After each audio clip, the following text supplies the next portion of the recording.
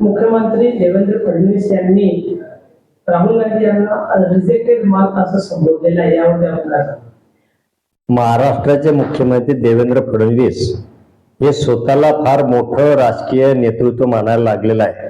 पण देवेंद्र फडणवीस साहेबांनी आधी लक्षात घ्यावं की आपण दोघा बाजूला कुबड्या घेऊन हे सरकार चालवत आहे.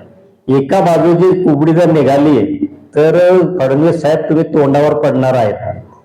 राष्ट्रवादी अजित पवार गटाचा सपोर्ट जर निघाला तर फडणवीस साहेबांचे तोंड कशी पडतील.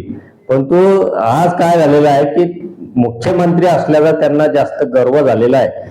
आमचं राहुल गांधी हे राष्ट्रीय पातळीचं नेतृत्व आहे आणि फडणवीस साहेब हे एका राज्याचे कुबड्यावर चालणाऱ्या सरकारचे मुख्यमंत्री आहेत आणि त्यांनी आपल्या स्थितीमध्ये किती याच्यात बोलावं आणि कोणावर बोलावं हा त्यांचा मॅच्युरिटीचा फरक आहे. आज राहुल गांधी हे हार्वर्ड युनिव्हर्सिटीचे, कॅम्ब्रिज युनिव्हर्सिटीचे ग्रॅज्युएट आहेत, उच्च शिक्षित आहेत.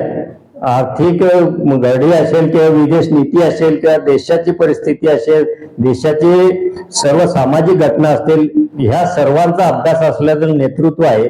देशाचं नेतृत्व राहुल गांधी करताय. विरोधी पक्ष नेते आहे लोकसभेमध्ये.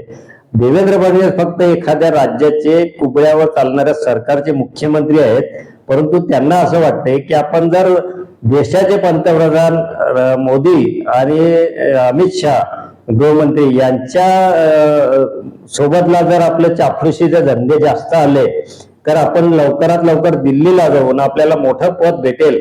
यासाठी देवेंद्र फडणवीसांचा हा एक उठादेवापणा आहे.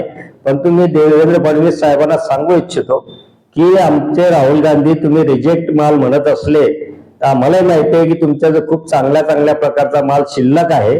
तो तुमचा शिल्लक माल किंवा तुमचा ओरिजिनल माल तुमच्याजवळच ठेवा. आमचा रिजेक्टेड माल जो आहे तो देशाचं नेतृत्व आहे. देश बघेल त्याचं काय करायचं, तुम्ही तुमच्या अवकाशापुरतं बोलावं असं मला वाटतंय.